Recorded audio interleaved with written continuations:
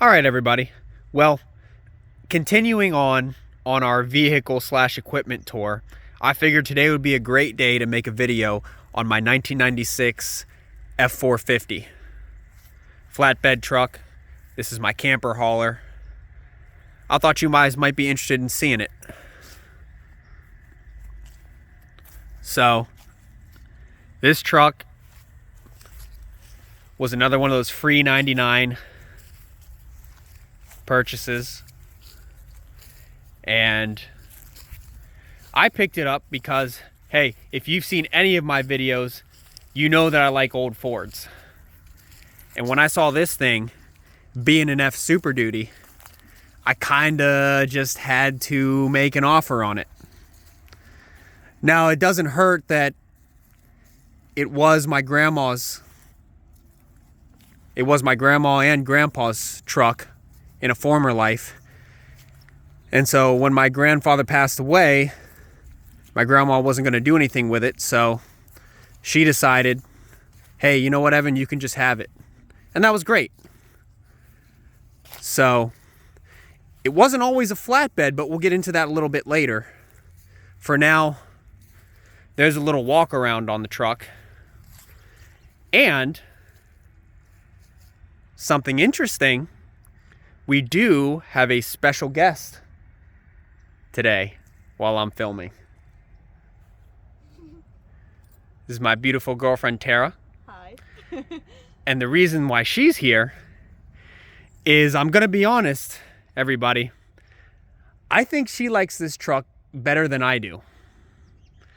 You know, this truck's got its fair share of problems, and I've had to do a decent amount of work to it, but Tara here didn't necessarily take part in all of that work, so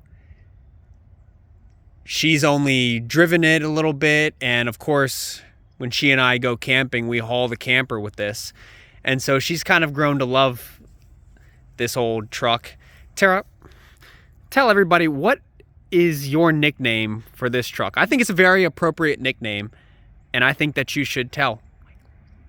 It's White Claw. So, we're going to be calling this thing the White Claw. So, it is an F Superduty. Little bit of fact, because I'm not sure how many people have heard of an F Superduty. So back in the day, Ford made F-150, F-250, 350, and those were your light duty trucks. But they needed to fill a spot between the big medium duty trucks and the light duty trucks, right? They didn't have an F-450 at the time, so they created what was called the F Superduty. You can pretty much refer to one of these as an F-450, although, fun fact, these are classified as medium duty trucks, which does make it a little bit difficult to get insurance on one of these because most of them are registered commercial. Thankfully, this one's registered as a pickup truck, so that made it a little easier. But these are technically medium-duty trucks. So this would be, from Ford, your lightest medium-duty truck, called an F Superduty. Now, of course, you know, in 1999, when Ford came out with the actual Super Duty line, they made an actual F-450 model. And that, I don't know whether it was classified as a light duty truck still or what it was, but this F Superduty predates the first generation Super Duty Ford trucks. So now I'm going to go ahead and get Tara, and we're going to take you on a little bit of a tour of this truck. Okay, so here is the inside of the infamous White Claw. Here is the instrument cluster. It is an instrument cluster. Okay, and the steering wheel. And these things are super cushy, the seats. When you're riding in the truck, it feels like you could be on a trampoline. Well, that's leaf spring suspension, so absolutely. Yeah, you got to be careful going over railroad tracks. Or wear your seatbelt, right? Yeah. There is his trailer brake that he was talking about for hauling the trailer. And there's lovely, I don't know, his compartment thing and the pedals and all that. But I'll let you look a little closer inside. So, because Tara loves this truck, she's not really going to say much about its downfalls. Our bezel, yep, it doesn't quite attach to the dash anymore. Put this there so that anybody who drives the truck knows, check the e-brake, because my brake light works when it wants to. Our fuel sending unit doesn't really work, which is a problem with this truck, but you know, we use our trip meter. I'm very glad this truck's an automatic. Makes it a little bit better when you're hauling heavy and you're sitting in traffic. As Tara mentioned, this seat is interesting. It is one of the most comfortable OBS seats I've ever sat in. I have no idea why, I have no idea how, but I can promise you, if this truck ever goes, it's going without a seat, because I'm keeping this darn bench seat. We've just got our standard XL rubber floor and our dash, which is in pretty darn good shape. Radio, it barely works. Our ashtray's screwed up, so we've got duct tape on there to keep the ashtray closed, and you can see how well it works. Headliner, decent shape, starting to come down. Our dome light cover rattled out and rattled away, and we have no idea really where it is, so we've just got the bare bulb, which is fitting for this truck. So, I don't know, Tara, did I do a good job explaining the inside? Yeah, especially with our duct tape job. Hey, our duct tape job is great. We need new duct tape. We need new duct tape, or we need new dash parts. Yeah. So, Yeah. well, Tara, how about this? Do you want to pop the hood and show everybody what we've got for our power plant? Or as you would say, the heart of the White Claw? All right, so now I guess let's have Tara pop the hood, and we'll take a quick look at the heart of the White Claw. What do you think, Tara? Sounds great. All right, you got it.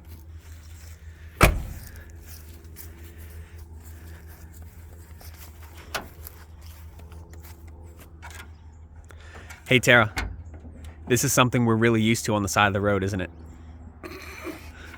Don't reveal it like that. She's the best. So here's under the hood of the White Claw. As Tara would say, this is the heart of the White Claw. This is a gas burner. It's a 460, 7.5 liters of Ford Fury.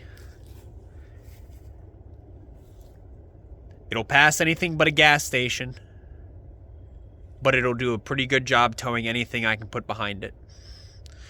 I really haven't done anything to this motor, except I've done a tune-up, of course, and I think I routed my spark plug wires pretty nicely.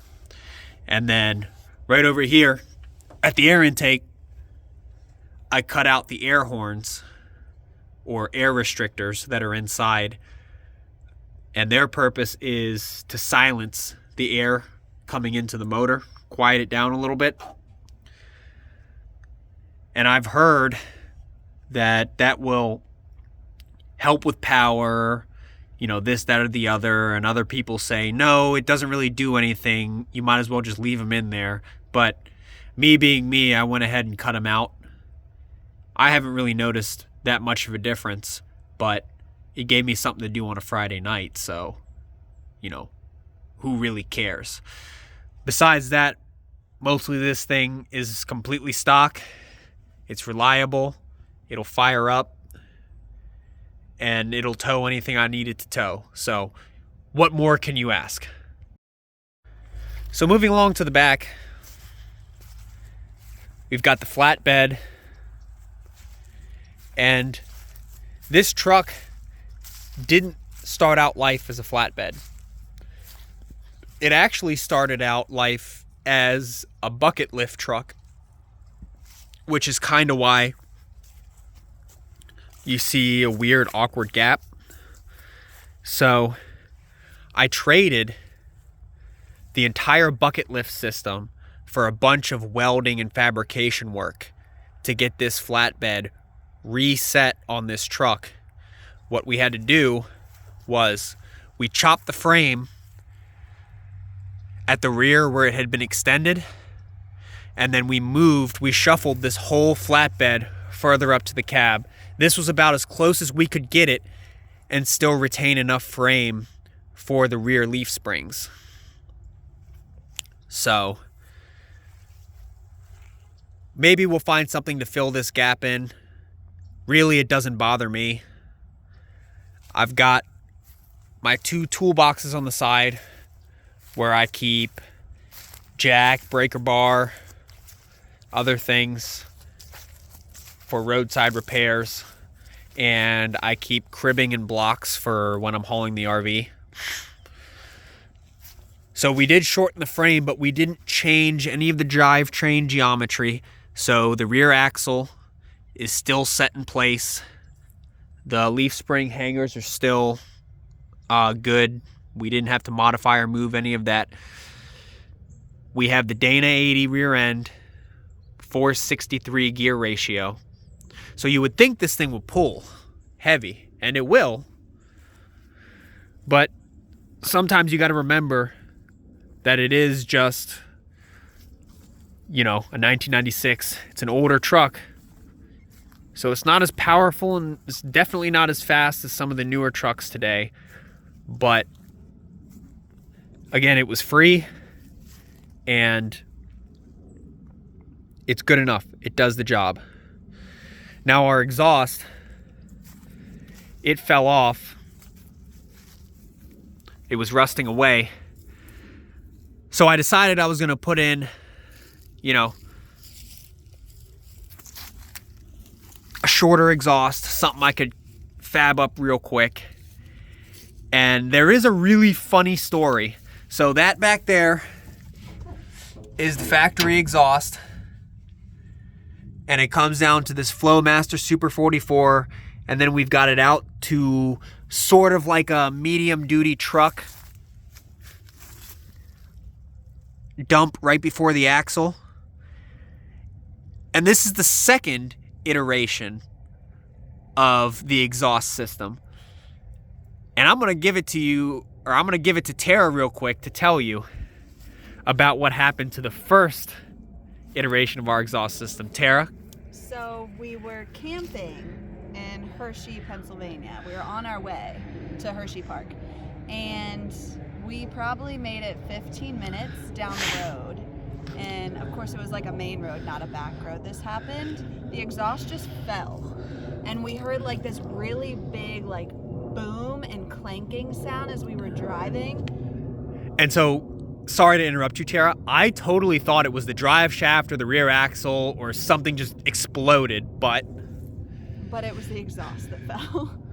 So, which I thought was interesting that he thought it was something different, because I totally thought like some metal was like clanking again. Like it just sounded to me like that was a little more obvious. But anyway, we pulled over, and we see it on the ground. It's like boiling hot, of course, because one, it's an exhaust, and it's also like July or June. Something like that, it was yeah. Like late June when we went. Yep. So Evan can't even like pick it up and do something with it. He literally has to like get a shirt out of his, out of the back. Out of my bag in the camper, yeah. Literally like wrapped up your hand to try to like push it up, and then we had to get some wire from somewhere. Because come on, we're sitting on the side of the road, and I'm afraid we're going to get hit any second by some stupid driver. So I'm trying to get this thing picked up, hung back up, and put away so we can at least make it to a safe place. It was a busy like road to be on for that to happen. So, but Tara,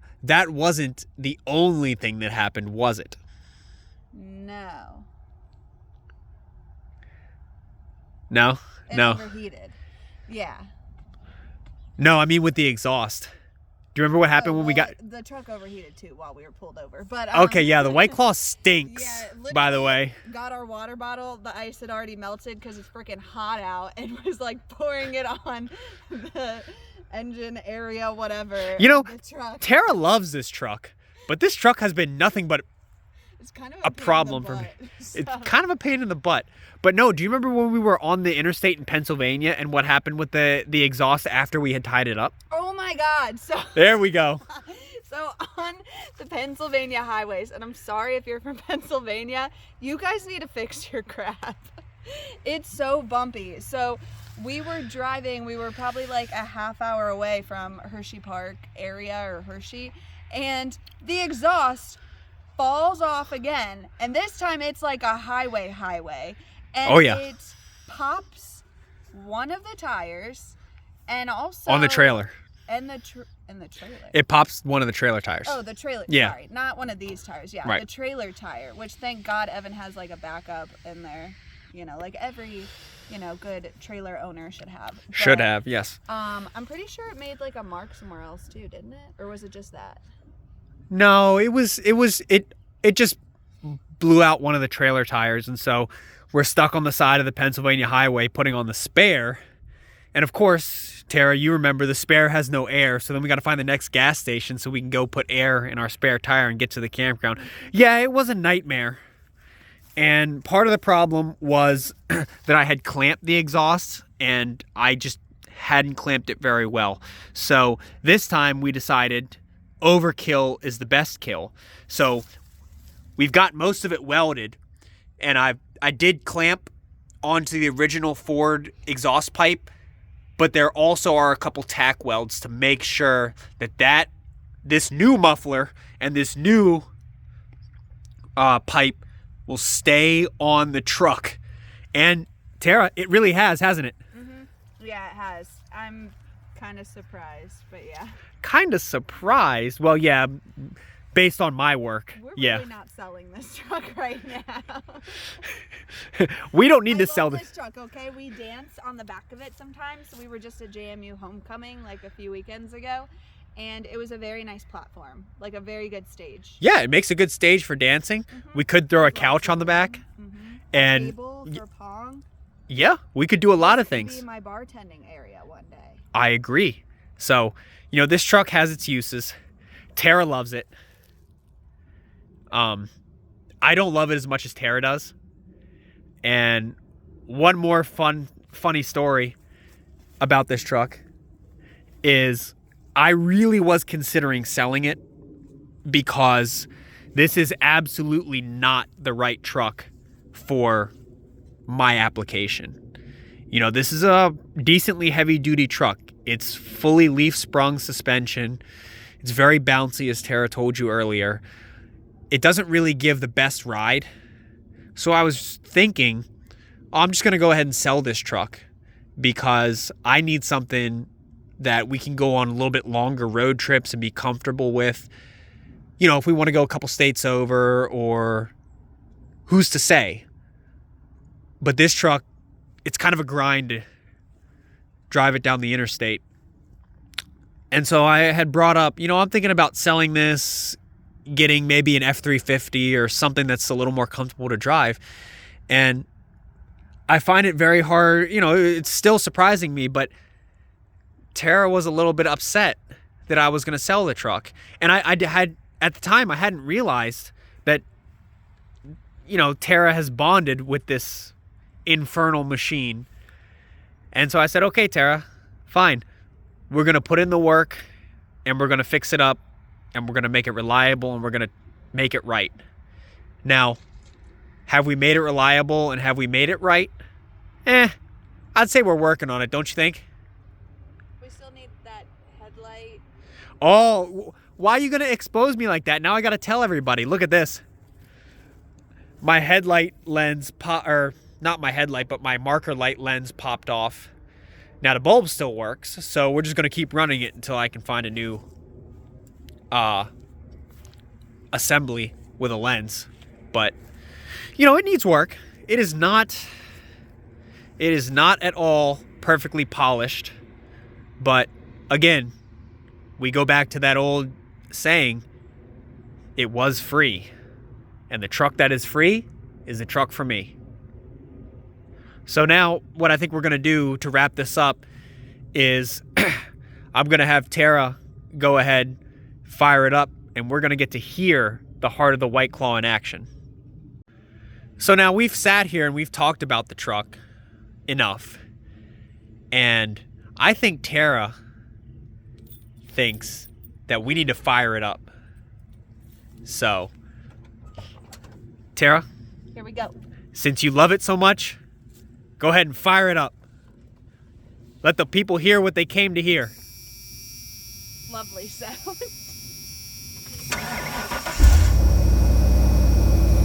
Not bad.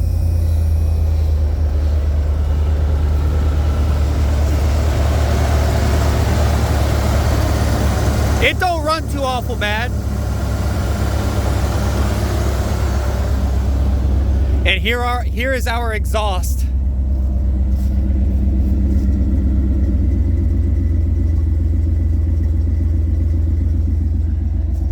So, one of the reasons that I wanted to put a little bit louder of an exhaust on this truck was because nowadays, everybody that goes to the RV parks has their brand new diesel truck. And that's all well and good. The brand new diesel trucks do a wonderful job. But I wanted to roll up at the campground, hauling the RV, and I wanted people to know that no, this is not a brand new truck that's coming through, pulling a brand new trailer. This is just a good old-fashioned honest gas job, still getting the job done years later. So that's why I put the little bit louder exhaust on it. Personally, I think it was a mistake when you're going down the interstate. It is constantly sounding like you have a motorcycle at your right rear. And the drone's not so great either. But, you know, it's okay. It sounds good and it's loud when I need it. And that's about all I can say about that. All right, everybody. So that's about the entire tour of the old White Claw. I'm gonna leave you with Tara for some final thoughts on the truck. So I feel like it's like, oh, here's my child babysit. Yeah. So another funny story I forgot to say while we were on the inside of the truck is when Evan went to take this truck out of his grandfather's and his grandma's backyard. I remember opening the door and there were thousands of dead ladybugs or beetles. Yep. It was so gross. And I'm thinking like, this is gonna be his driver. Like what? Not daily driver, but like for the trailer and going places. Right. And I forgot about that. I feel like it's come a long way. And really there's has. been a lot more work that we haven't mentioned just because I forgot or I forgot. yeah. Right. I'll make sure to comment below if you're curious. But in conclusion, this truck has a lot of I don't know, a lot of memories. We love it. I love it, at least. We have a love-hate relationship with it, though. Yeah, for sure. You know, it does the job. Sorry. It's sturdy, it's bouncy, and it's fun. But it's reliable. Yes. And it's hot because we don't have AC. It's very freaking hot. But again, Tara, it was free and it hauls our camper. So what really can we say about that? But everybody, we're gonna leave you with that as the White Claw purrs in the background. Thank you guys for watching. Welcome to Tara to the YouTube channel. Thank you. We may see her in and out in other videos that we make. But I guess we'll see you guys in the next one.